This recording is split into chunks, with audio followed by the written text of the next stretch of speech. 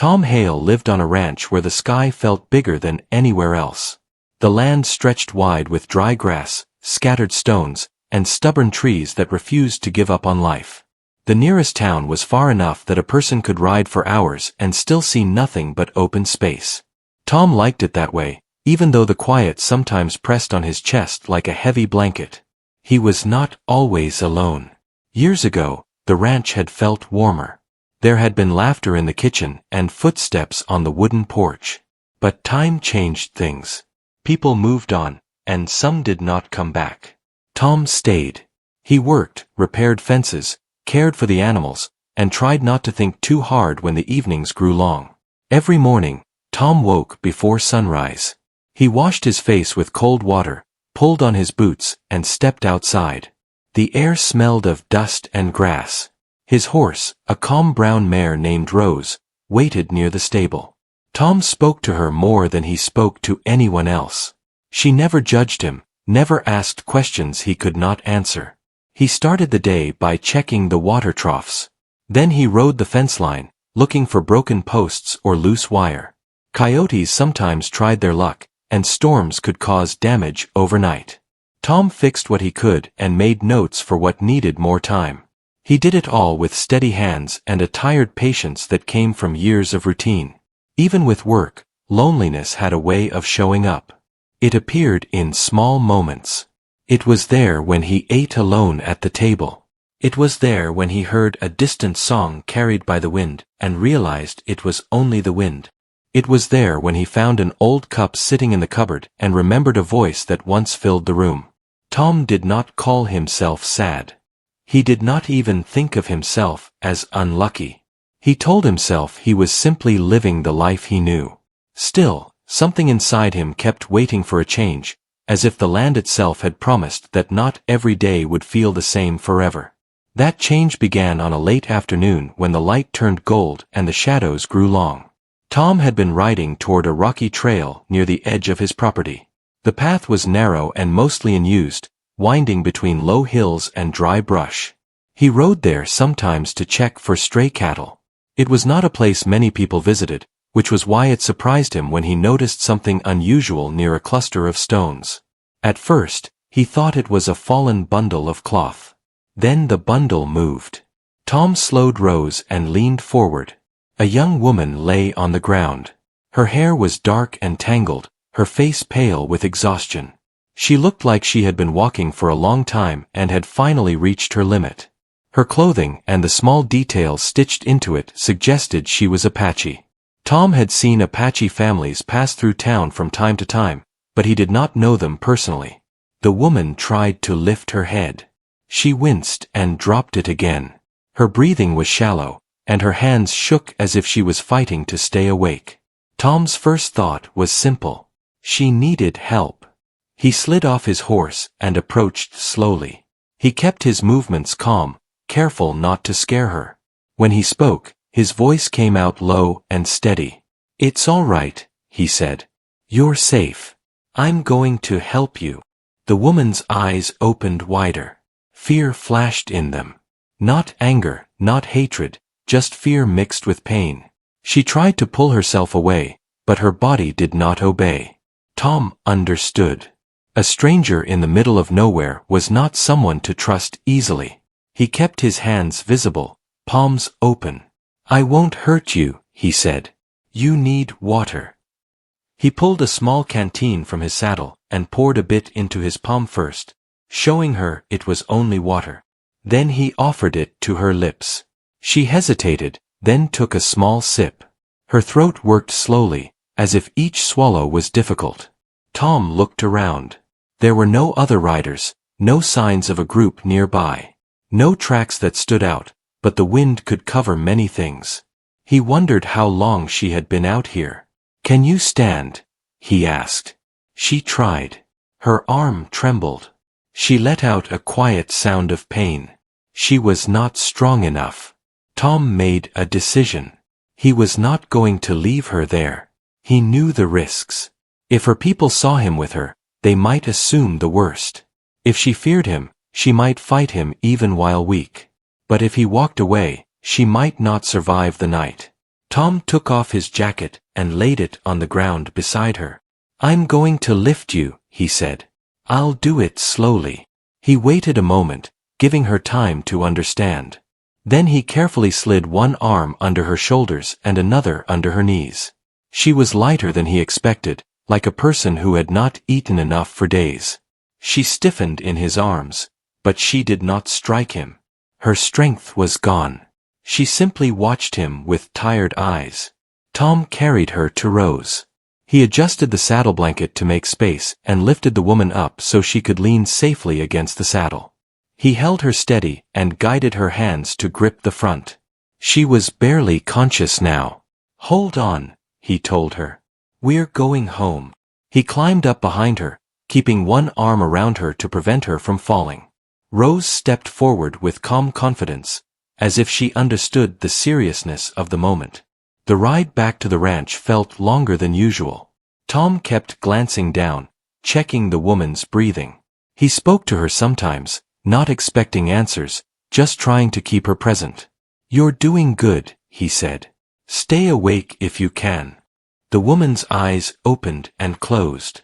Her lips moved once, forming a soft sound. Tom could not catch the word. When they reached the ranch house, the sun had nearly disappeared behind the hills. The air was cooler now, and a faint wind rustled the dry grass.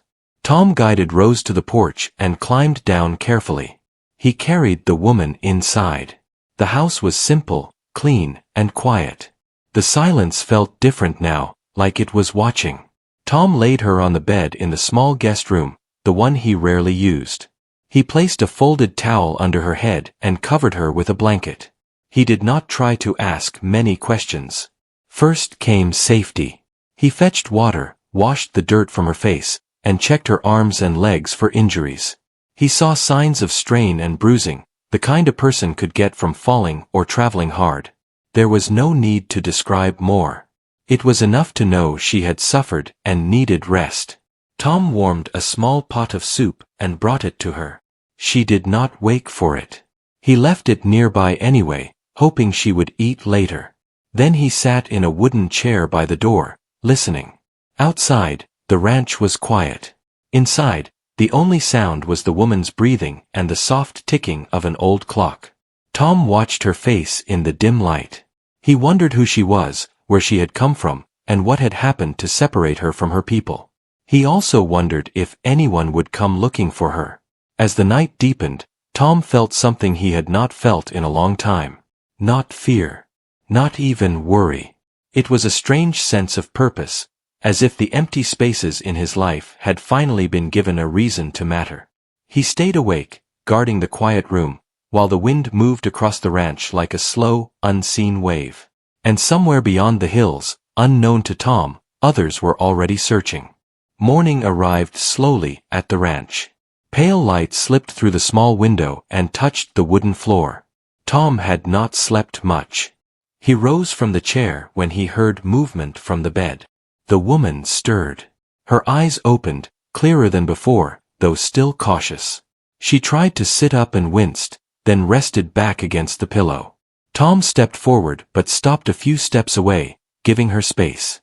"You're safe," he said gently. "You're at my ranch." She studied him in silence. Her gaze moved around the room, taking in the simple walls, the folded blanket, the cup of water nearby. Her breathing slowed as she realized she was not in danger. After a moment, she spoke. Her voice was quiet but steady. She said her name was Lena. Tom nodded. "I'm Tom." Lena tried to move again. Tom held up a hand. "Take it easy. You've been through a lot." She looked down at her hands, then back at him. "You helped me," she said. "Yes," Tom replied. "You were hurt. I found you near the trail." Lena closed her eyes briefly, as if gathering her thoughts. When she opened them again, there was a mix of gratitude and worry in her expression. She explained that she had been separated from her people while traveling. The journey had been harder than expected. She had tried to keep going, but her body gave out. Tom listened without interrupting. He did not press her for details. He knew some stories needed time. He brought her the soup he had warmed again and helped her sit up just enough to drink. Lena ate slowly, each spoonful giving her a bit more strength. Tom watched carefully, ready to help if she needed it. After she finished, she leaned back and sighed. "Thank you," she said. "You can rest here," Tom told her. "As long as you need." Lena looked at him, surprised. "My people will come," she said. "They will look for me." "I figured," Tom said. "When they do, I'll explain." She studied his face again, as if weighing his words. Finally, she nodded. The rest of the morning passed quietly. Tom returned to his chores but stayed close to the house. He checked on Lena often, bringing water and food, making sure she was comfortable. She slept on and off, her body slowly recovering. By afternoon, Lena was able to stand with some help. She walked a few careful steps around the room, testing her strength. Tom stayed nearby but did not hover. Outside, the day was warm and still. Birds moved between the trees. The land looked peaceful, giving no sign of the tension building beyond the ranch. As evening approached, Lena sat on the porch, wrapped in a blanket. Tom sat a few feet away, repairing a piece of leather gear. They shared the space without speaking much. It felt natural. "You live alone," Lena said after a while. "Yes," Tom answered. She nodded. "It is very quiet here." Tom smiled faintly. "Most days." Lena looked out at the open land. "Quiet can be good," she said. "But too much quiet can make a person feel small." Tom was surprised by her words. He glanced at her, wondering how she could understand something he rarely admitted to himself. Before he could respond, Rose lifted her head and let out a soft sound. Tom followed her gaze. In the distance, several riders appeared on the ridge. Lena saw them too. She stood up quickly, then steadied herself. Her face showed relief mixed with concern. "My people," she said. Tom set down his tools and stood. He felt his chest tighten, not from fear, but from the weight of what might come next. He knew he had done the right thing, yet he also knew that understanding between strangers was never guaranteed. The riders approached slowly. As they drew closer, Tom could see they were mostly women. Their posture was alert but controlled. They stopped a short distance from the porch. Lena stepped forward carefully. She raised her hand and spoke to them in her language. The tension eased slightly as they listened. One of the women dismounted and approached Lena. She examined her carefully, her eyes moving over her face and arms. She spoke softly, then embraced her. The others followed, forming a quiet circle around Lena. Tom stayed where he was, hands at his sides, waiting. After a few moments, one of the women turned toward him. She walked closer, her expression serious but not hostile. Her eyes were sharp, observant. "You helped her," the woman said in clear English. "Yes," Tom replied. "I found her hurt. I brought her here." The woman studied him. "You could have walked away." "I could not," Tom said simply. There was a pause. The woman looked back at Lena, who nodded slowly. Then the woman faced Tom again. "You showed respect," she said. "That matters." The group spoke among themselves for a while. Their voices were low, measured. Tom caught only a few words. He waited, trying to keep his breathing steady. Finally, the woman who had spoken to him stepped forward again. "We will take her back," she said. "She is stronger now." Tom nodded. "Of course." Lena turned to him. "I will not forget this," she said. "You don't owe me anything," Tom replied. She smiled gently. "Some things are not about owing." The women prepared to leave. Lena mounted one of the horses with help. Before they rode off, she looked back at Tom one last time. The riders disappeared over the hill, leaving the land quiet once more. Tom stood on the porch, unsure how to feel. The house felt empty again, but not in the same way as before. Something had shifted, even if he could not name it. That night, as Tom lay in his bed, sleep finally came. His thoughts drifted to Lena and her people. He wondered what stories they would tell about the rancher in the wide, open land. Far away, around a fire under the stars, the Apache women spoke quietly among themselves. And Lena listened. What they said would shape more than just memory. The camp rested in a wide valley where the land curved gently like a natural bowl. Fires burned low as evening settled in. The air carried the smell of cooked food and dry grass. Lena sat near the center, wrapped in a thick blanket, listening to the quiet voices around her. Her strength had returned slowly during the journey back. Each mile on horseback felt easier than the last. Still, her body remembered the strain.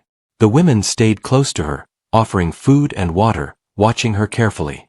One of the elder women, Mara, sat beside Lena. Mara's hair was streaked with gray, her eyes deep and thoughtful. She had seen many seasons and knew how to read signs others missed.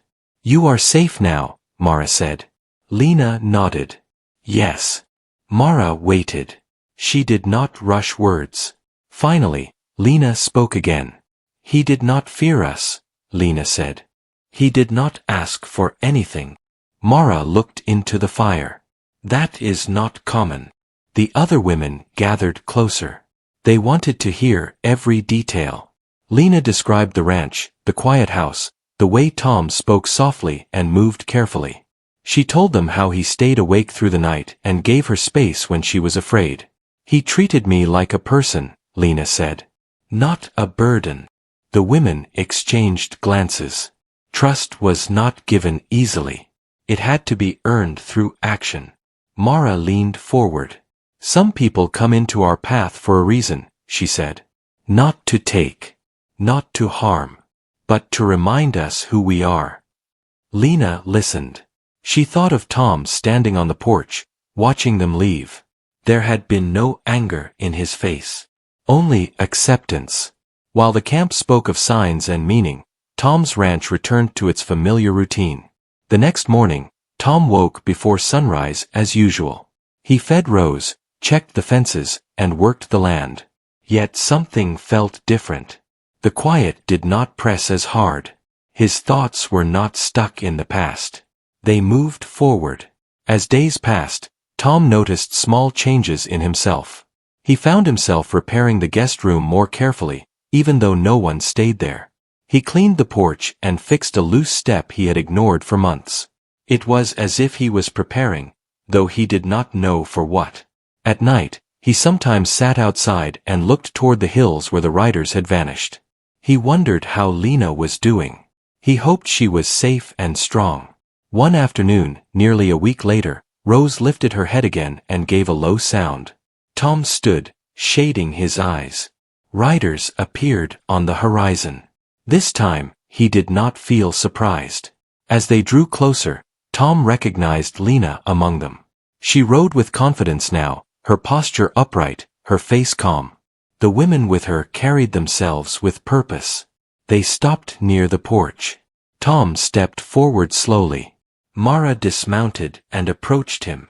Her presence was steady, grounded. "We have come to speak," she said. "You're welcome here," Tom replied. They sat together in the shade. Lena remained nearby, listening. Mara spoke first. "Our sister told us what you did. She told us how you chose to help without knowing who we were." Tom shrugged slightly. Anyone would have helped. Mara's eyes were sharp. Not everyone would. She paused. "Our people believe that choices reveal the heart. When someone protects life without reason, it creates a bond." Tom did not know what to say. He had never thought of himself as part of any bond. Lena stepped forward. "When I was weak, I had no choice," she said. "But you did. You chose to help me." Mara nodded. "That choice matters." There was a long silence. The wind moved across the land. Tom felt his chest tighten again, not with fear, but with something deeper. Mara spoke again. "You have lived alone a long time." Tom looked at the ground. "Yes. Loneliness leaves marks," Mara said. "We see them." Tom looked up, surprised. No one had ever said that to him before. Mara continued. Our people do not believe that such meetings happen by chance. Lena survived because of you. And you were changed because of her. Tom let out a slow breath. I don't know what that means. It means paths crossed, Mara said. And crossing paths carries responsibility. Lena's voice was soft but clear. They believe that I was guided to you, she said. And that you were meant to be part of our story now. Tom felt the weight of those words. Part of a story. He had never been part of anything larger than his land and his work. What are you asking? He said carefully. Mara's expression softened. Nothing that takes from you. Only that you do not close the door that was opened. She explained that their people valued connection, trust, and shared strength. They did not rush decisions. They observed, listened, and felt their way forward. We would like you to visit our camp, Mara said. As a friend. Tom hesitated. The idea of leaving his ranch, even for a short time, unsettled him. Yet something inside him told him that refusing would mean returning to a life already behind him. I don't know your ways, he said. You know kindness, Lena replied. That is enough to begin. The women waited. They did not push. Tom looked around at his ranch. The land was still there. It would wait for him. I will come, he said. A quiet sense of approval moved through the group. They stayed only a short while longer, sharing food and water. Then they rode away again, this time with an invitation left behind. That evening, Tom sat alone on the porch, thinking. The stars appeared one by one. He realized he was not afraid of the unknown visit ahead. For the first time in years, he felt chosen not by fate or demand, but by simple human trust. And far away, in the valley camp, Lena watched the fire and smiled, knowing that a door once closed had finally begun to open. The journey to the camp began early in the morning. Tom rose before the sun and prepared his horse with care. He packed simple supplies and locked his house, pausing for a moment on the porch. The ranch stood quiet, unchanged, yet he felt different as he turned away. The land stretched open as he rode, the sky wide and pale. Tom followed the path Lena had shown him. With each mile, the air felt lighter. He did not know what waited ahead, but he knew he had chosen not to turn back. By midday, the valley came into view. The camp rested between gentle slopes, protected from strong winds. Smoke rose from small fires. People moved with calm purpose. Children laughed nearby. Dogs rested in the shade. As Tom approached, several women noticed him and walked forward. Lena was among them. She smiled, not wide or dramatic, but steady and warm. You came, she said. I said I would, Tom replied. Mara stepped forward and greeted him with a nod. Welcome, she said. You come as a guest. Tom dismounted and followed them into the camp. He felt many eyes on him, not with suspicion, but curiosity. He kept his posture relaxed, his movements respectful. They led him to a place near the center where mats were laid out. Food was offered, simple and nourishing. Tom accepted with gratitude. He ate slowly, aware of the quiet attention around him. As the day passed, Tom observed their way of life. People worked together, sharing tasks without command. Stories were exchanged in the shade. Elders spoke and others listened. There was order, but not stiffness. Everything felt balanced. Lena stayed nearby, explaining small things when needed. She showed him how water was gathered, how food was prepared, how children were taught by watching rather than being told. You notice before you speak, Lena said at one point. That is good. Tom smiled faintly. I have had a lot of practice being quiet. As evening came, a fire was prepared near the center of the camp. People gathered around it. Tom was invited to sit among them. He felt a nervous tightness, but also a strange comfort. Mara spoke first. She talked about the land, about caring for it as much as it cared for the people. Others added small stories, lessons passed down through time. Then Mara turned to Tom. "You live with the land," she said. "Tell us what it teaches you." Tom was surprised. He had not expected to speak. He cleared his throat. "It teaches patience," he said. "If you rush, you break things. If you listen, it tells you what it needs." There was quiet approval among the group. Some nodded.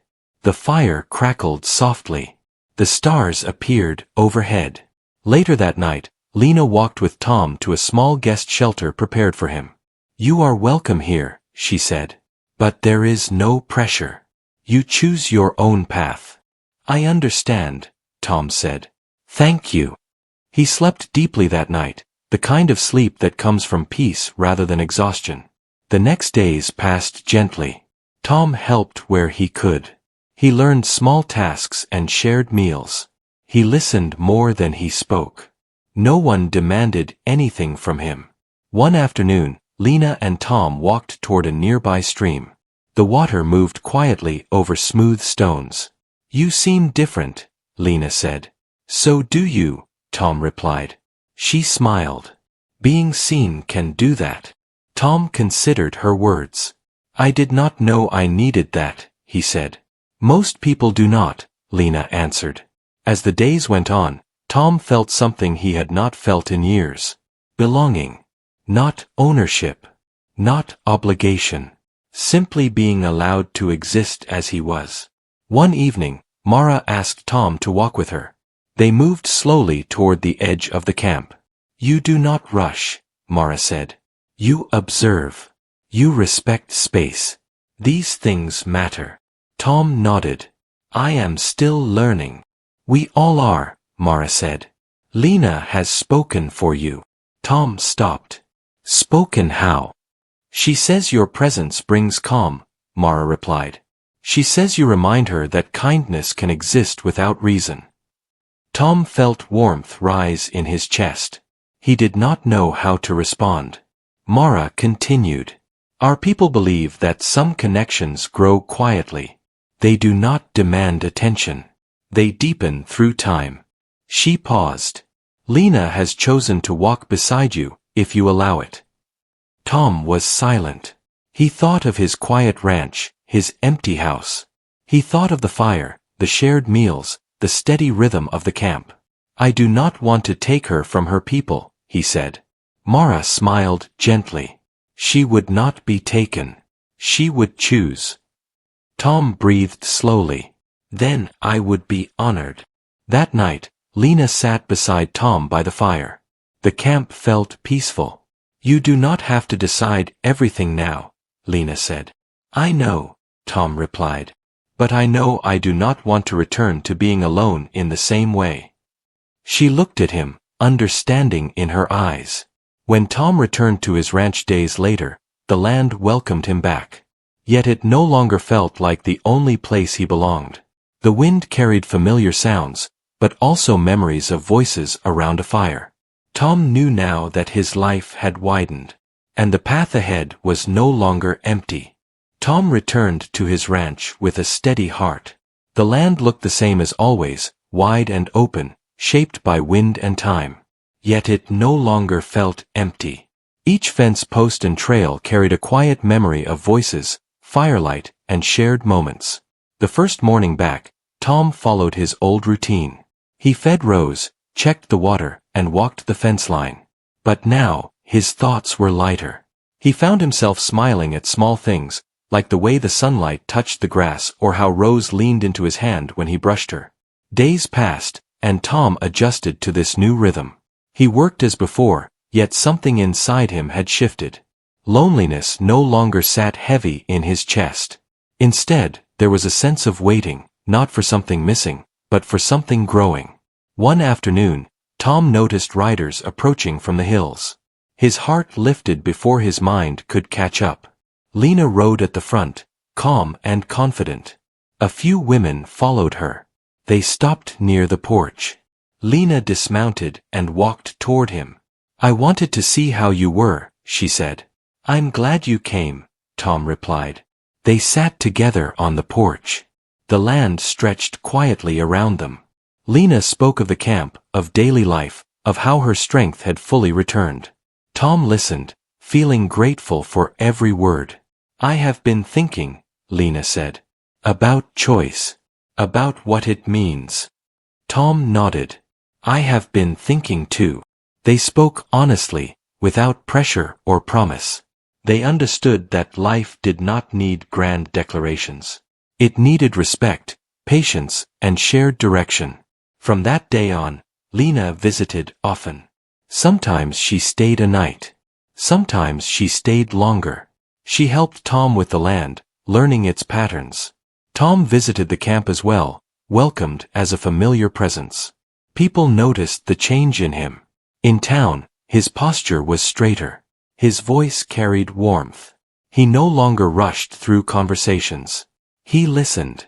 One evening, as the sun dipped low, Tom and Lena walked along the edge of the ranch. The sky glowed with soft color.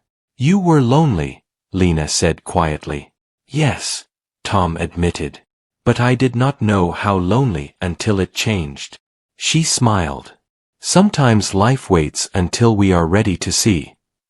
Seasons shifted. The land turned green, then gold.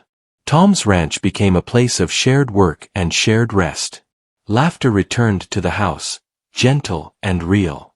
Mara visited once more. She watched Tom and Lena move easily together. "You have found balance," she said to Tom. "I am still learning," he replied. "That never stops," Mara said. The Apache women spoke among themselves. They agreed that Lena had chosen well. Not because Tom was perfect, but because he was steady, kind, and open. One night, during a gathering at the camp, Mara spoke words that stayed with Tom. "She chose you," Mara said. "Not because you rescued her, but because you respected her strength." Tom understood then that the choice went both ways. He had been chosen, but he had also chosen to open his life. Years later, people would speak of the rancher who once lived alone and the woman who crossed his path. They would say it was a story of fate or destiny. But Tom knew the truth was simpler. It was a story of kindness given without expectation. It was a story of listening when silence felt easier. It was a story of two lives that met at the right moment and chose not to turn away. As Tom stood on his porch one evening, Lena beside him, the land stretched wide and peaceful. The wind moved gently across the grass. Tom did not feel owned by the land anymore. He felt connected to it. And for the first time in his life, that was enough.